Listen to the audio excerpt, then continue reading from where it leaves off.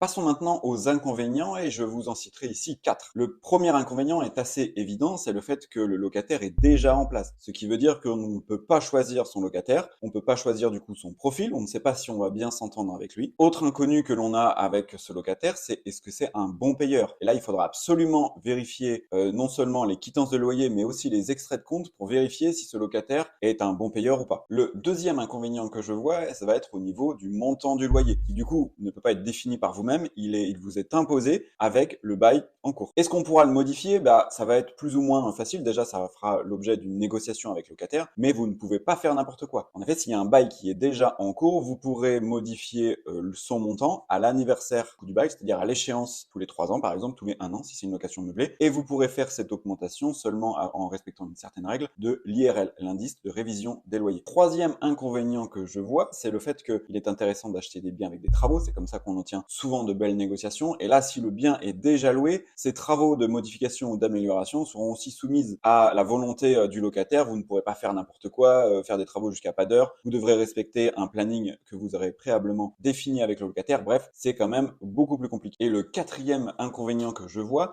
c'est surtout si vous voulez changer le mode d'exploitation actuel du bien. Par exemple, si vous avez acheté le bien qui était en location nue, eh bien, si vous voulez le passer en meublé, là aussi, il vous faudra l'accord du locataire, puisque lui, il a probablement déjà ses meubles dedans, et du coup, vous allez probablement aussi changer le loyer, donc là encore, il faudra son accord.